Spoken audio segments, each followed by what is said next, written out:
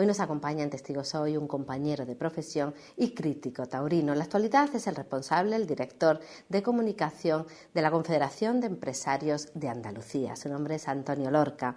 El motivo que esté hoy con nosotros es la publicación de un libro que más adelante le contaremos de qué se trata. Antes de nada, don Antonio, le damos la bienvenida. Muchas gracias, Susana. Este libro se titula José María Javierre, la sonrisa seductora de la Iglesia. Seguro que más de una de las personas que nos ven saben exactamente de quién estamos hablando. Usted, don Antonio, coincidió con él en el Correo de Andalucía, en su segunda etapa. Pero los que conocimos a José María sabemos que no era muy amante de que se hablara sobre él y mucho menos que se hiciera una biografía. ¿Cómo lo ha conseguido? Pues mira, con mucha dificultad y también con mucha constancia.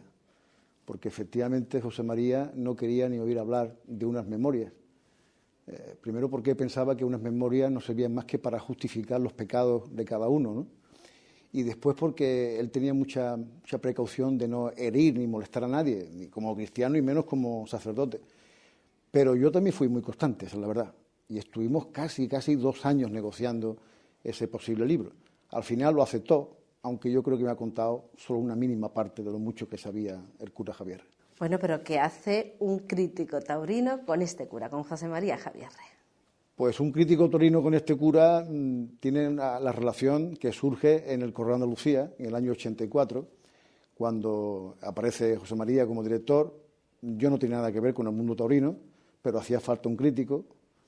Y antes de que llegara Juan Manuel Albendea, que fue el crítico taurino que después tuvo el periódico, pues yo me tuve que encargar, como en un periódico se encarga uno de tantas otras cosas. Bien, es verdad que los toros me gustaban, que tenía cierta relación familiar con el asunto, pero fue una imposición del propio periódico el que yo me pudiera dedicar a este asunto y fue gracias a José María Javierre.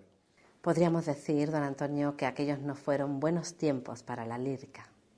Aquella etapa fue muy dura, durísima, porque las circunstancias económicas del periódico eran muy graves. El periódico había perdido su propia identidad ante los lectores y es cuando el entonces arzobispo Carlos Amigo le ordena, con comillas y sin comillas, a José María que se haga cargo de la situación. Muy dura porque la relación fue muy tensa, la relación con los trabajadores. Yo creo que nosotros no llegamos a conocer al director, ni el director llegó a conocer a los periodistas. Cuando hablaba con él me decía que él se dolía muchísimo de que después que él había sido defensor de los derechos de los trabajadores en la primera etapa como director, se tuviera que enfrentar a los trabajadores, nosotros le hicimos una huelga, se tuviera que enfrentar a los trabajadores en la segunda etapa. Él lo pasó mal, lo pasamos todos mal, pero él sobre todo lo pasó muy mal. Pero aún así usted insiste y ha conseguido meterlo en las páginas de la sonrisa seductora de la Iglesia. ¿Pero cómo lo ha conseguido? Porque cómo se ha tenido que organizar, se ha entrevistado durante mucho tiempo con él, con mucha gente cercana a él, de distintos ámbitos de la cultura, la universidad, la política, el mundo eclesial, incluso periodístico. Pues mire, yo conocí en el periódico al director duro y exigente y con mal genio. Después conocí el personaje o el periodista de la sonrisa cautivadora que aparecía en televisión y el personaje. Y yo acudí a él porque para mí ha sido uno de los personajes que más me ha impactado en mi vida, por su inteligencia, por su sentido periodístico, por ese modelo casi renacentista de su vida. Yo no he metido a José María en un libro, eso es imposible. Yo creo que José María está por encima del libro, el personaje supera al libro. Yo digo que el libro no son más que unas pinceladas de una vida llena de acontecimientos, ¿no? Llena de iniciativas. Hay muchas personas que conocieron a José María, muchos amigos de todos los ámbitos más extraños que nos podamos imaginar. Yo he acudido a muy pocos, porque hubiera sido imposible, no hubiera terminado nunca de hablar con amigos de José María. Por tanto, ese libro no es una biografía de José María. Esa biografía no la quiso escribir él y se la ha llevado. Ese libro no son más que pinceladas de una vida muy palpitante y que pretende de algún modo también ser divertida, como era el propio personaje, ¿no? Parte de esa historia y de esos personajes de los que usted habla en el libro, los pudimos conocer personalmente en la presentación de este libro. ¿Qué supuso esa jornada para usted, don Antonio? Hombre, yo soy nuevo en estas lides. Yo siempre he estado en la trastienda de la organización de los actos. Llevo ya 20 años en la CEA y he participado en la organización de muchos actos. Era la primera vez que aparecía en un atril, ¿no? Yo creo que fue un acto emocionante, porque yo creo que se cumplió el objetivo fundamental. Y el objetivo fundamental es que se volviera a reconocer la figura de José María. Yo creo que desde que José María dejó la dirección de Testigos Hoy, se apartó voluntariamente del mundo, no aparecía en ningún acto, no tenía relación con sus amigos, no contestaba al teléfono, no contestaba ni siquiera las felicitaciones de Navidad. Y yo creo que Andalucía, incluso la propia Iglesia, se olvidó un poco de la figura de Javier. Si por algo puedo estar contento, es porque este proyecto ha conseguido que se vuelva a hablar de Javier. El hecho de que estuviera el vicepresidente tercero del Gobierno, que yo creo que estuvo más como admirador que como representante político, o el propio cardenal amigo, ¿no? Creo que fue un acto entrañable y que sirvió para que volviéramos todos una vez más a reconocer la inmensidad del personaje de José María. ¿Qué le ha sorprendido a usted al escribir este libro? Pues mira, por un lado me ha sorprendido el interés que tenía José María en la ciencia. Él fue muy amigo de Severo Ochoa, fue amigo de Santiago Grisolía, fue amigo de Manuel Losada Villasante, y él tuvo mucho interés en que habláramos del origen de la vida, de la biología. Él me decía que científico hubiera sido una de las opciones que él hubiera elegido en la vida, si hubiera tenido otra oportunidad, ¿no? Y me sorprendió lo que le importaba, lo que él llamaba el misterio del amor. Y no el amor entendido en el sentido, digamos, religioso, sino el amor de una madre hacia un hijo, o el amor de un hombre a una mujer, ¿no? Decía que para él era uno de los misterios más grandes del ser humano, ¿no? Y después también me sorprendió lo difícil que era para poder sonsacarle alguna información, ¿no? Yo recuerdo cuando estábamos hablando cuando él hablaba del nazismo como una de las expresiones de la maldad del ser humano, decía que los alemanes, él estaba convencido de que los alemanes tenían el alma partida en dos, una parte cristiana, una parte pagana, y en esa parte pagana una parte, un pozo de soberbia. Y entonces le pregunté, bueno, pero es que el actual Papa es alemán, también tiene el alma partida, el Benedicto XVI. Fue un momento duro, ¿eh? Un momento duro porque ni él se esperaba la pregunta, ni él tenía respuesta para esa pregunta. Y lo único que dijo es que no conocía al Papa lo suficiente como para saber si él también, como alemán, tenía su alma partida. Hubo muchos otros descubrimientos, muchas sorpresas, pero bueno, me parece que lo más interesante, al menos para mí, ha sido lo que acabo de comentar. ¿Y qué le llegó a contar sobre su papel de mediador en la reciente historia contemporánea? Yo recuerdo que el día del funeral, el día del entierro, creo que fue el cardenal en la homilía, hizo hincapié precisamente en esta capacidad mediadora de José María, ¿no? Yo creo que José María fue un gran mediador porque era muy independiente, era un hombre profundamente libre, al menos en el aspecto que yo lo conocí fundamentalmente, que era el aspecto periodístico. Y yo fui testigo cómo él permanentemente estaba mediando. Y no solamente en el terreno económico-financiero, en el caso del periódico, que yo creo que el periódico salió adelante gracias a esa capacidad de mediación, también en el terreno político. El otro día creo que era el vicepresidente Chávez quien decía que la transición en Andalucía no hubiera sido igual, no hubiera sido la misma sin José María. Yo creo que José María fue un gran mediador político de la transición. Y hay un hecho que me parece importantísimo, y es la creación y la dirección de la Gran Enciclopedia de Andalucía. Me parece que ese proyecto, grandioso en aquella época, estamos hablando del año 80, 79, 82, me parece que fue un gran elemento de unión entre las distintas posturas políticas y sociales y económicas de Andalucía. Y ese mérito se lo lleva José María Javier. Don Antonio no me ha contado nada de lo que le comentaba José María sobre la Iglesia. La Iglesia. Era un hombre de Iglesia, ¿eh? Yo descubrí eso durante las conversaciones que mantuvimos. Era un hombre con una fe muy profunda, muy de Iglesia y al mismo tiempo muy rebelde frente a la Iglesia. Él decía que él distinguía tres tipos de Iglesia. La Iglesia organización, la curia, por llamarlo de alguna manera, que no le interesaba nada y que se sentía muy lejano de esa Iglesia. La Iglesia histórica, formada, digamos, por los santos, por las personas que han hecho bien por los demás a lo largo de la historia, y la que más le importaba, la Iglesia espiritual, lo que se dice el cuerpo de Dios, ¿no? Quizá lo único que conocemos es su rebeldía frente a la Iglesia organización, pero sí es verdad que yo creo que era un hombre profundamente de esa otra Iglesia, de la Iglesia histórica y de la Iglesia, fundamentalmente la Iglesia espiritual. No sé si ha habido algo que no ha querido usted contar o que José María no quería que apareciera en el libro. Sí, ha habido pocas cosas que no se han contado de las que hablamos. Algunas cosas que hacían referencias a personas que están vivas y que están cercanas en el tiempo y en el espacio también, y que él me pidió que no aparecieran para no molestar. Después, él se ha guardado muchos secretos y muchas impresiones y muchos sentimientos. Estoy seguro, no me los ha querido contar, pero yo creo que él ha contado solamente el 10% de lo que él ha vivido. Pero tenía mucho pudor, insisto, tenía mucho pudor por hablar de sí mismo y sobre todo para no molestar a los demás. ¿Por respeto? Por respeto y sobre todo por responsabilidad con su ministerio, ¿no? Él no quería que el libro sirviera para molestar a nadie. Por eso se calló tantas cosas como yo creo que se ha callado. Pero eso es bastante complicado, don Antonio, tratándose del personaje que era. Es complicado, pero tienes que respetarlo.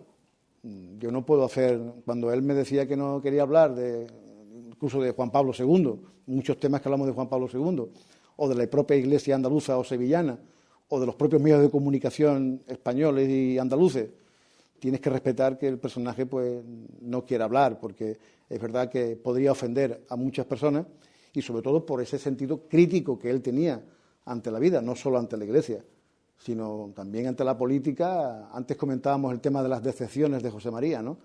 Decepcionado con la propia Iglesia, decepcionado con Europa. Él creía mucho en la Europa como faro y guía del mundo. Decepción con España. Él estuvo en las plataformas democráticas, incluso antes, en los tiempos de Franco, y la decepción con Andalucía. Entonces, en esas decepciones hay muchos nombres. Y él se negó rotundo a sacar nombres encima de la mesa. Esas decepciones de las que usted habla, don Antonio, es un libro que se ha quedado sin escribir. Pero, sin embargo, a usted, al escribir el suyo, ¿qué le ha resultado más difícil? Pues no es fácil responder a esa pregunta, ¿eh? Porque con José María ha sido fácil escribir lo que te ha contado, aunque fue muy difícil convencerlo para que hablara. Pero yo creo que no ha habido nada especialmente difícil. Quizás toda la parte relacionada con la crítica a la Iglesia o incluso a la crítica a los papas. Ha tenido mucho cuidado a la hora de criticar, por ejemplo, a Pablo VI. Y digo criticar en el sentido de cuando analizaba el tema de la encíclica Humanae Vitae o todo el tema de los preservativos, la posición de la Iglesia respecto a eso, respecto a África en relación con este asunto. Es complicado porque él tenía mucho interés en que quedara muy clara cuál era su posición. Y solamente ese asunto daba para muchos libros. No se puede colocar, no se puede meter en un capítulo de un libro como este, ¿no? Pero por lo demás no ha habido una gran dificultad. Él lo ha facilitado bastante. Don Antonio, al estar en Andalucía no podemos pasar por alto tantos y tantos personajes que pasaron por la vida de Javier Bueno Monreal. Bueno Monreal fue un personaje capital en la vida de José María en Andalucía. Bueno Monreal, en los años 60, era franquista, como toda la Iglesia española, acude al Concilio Vaticano y allí se vuelve demócrata, como mucha parte de la Iglesia española. Y cuando llega a Sevilla, pues habla con José María para que José María se haga cargo del Correo de Andalucía y le dice: procura que el periódico le dé voz a los que no la tienen. Fundamentalmente, entonces no tenían voz los trabajadores. José María puede ser director del periódico y puede hacer lo que hace como defensor de derechos y de libertades, como director del periódico, gracias a la protección permanente de Bueno Monreal.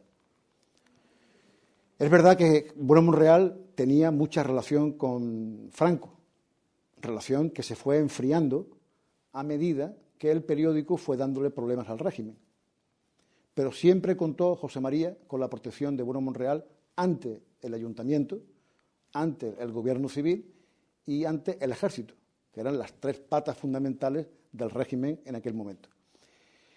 Cuando pasa el tiempo y el periódico no acaba de funcionar económicamente y se plantea la compra por parte de Editorial Católica, ahí sí hay un problema entre José María y Bueno Monreal, porque José María quería continuar como director del periódico, creía que había que culminar el proyecto y, sin embargo, Bueno Monreal, un poco, digámoslo en el mejor sentido de la palabra, se lavó las manos, dejando el periódico en manos de la Editorial Católica, que exigió, digamos, la cabeza de José María. José María nunca me habló mal de Bueno Monreal, todo lo contrario.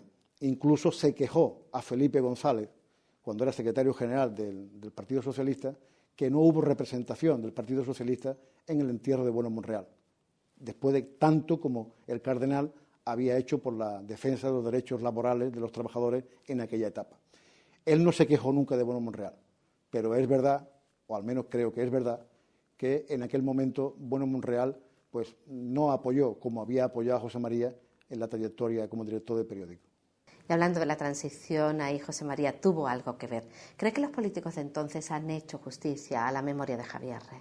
Mira, una de las grandes decepciones de José María fue cuando lo destituyeron como director del periódico, la primera etapa, y no encontró la solidaridad de todos aquellos a los que había defendido. Empezando por los que después fueron representantes políticos y sindicales. Él vuelve al cabo de los años y Sevilla, de alguna manera, se reconcilia con Javier Rey y lo nombra pregonero y le pone una calle y celebra las bodas de oro sacerdotales en la universidad y él se siente contento de esa reconciliación. De todos modos, yo creo que Andalucía no ha hecho justicia con la memoria de José María. Y voy a descubrir un pequeño secreto. José María no tiene la medalla de Andalucía.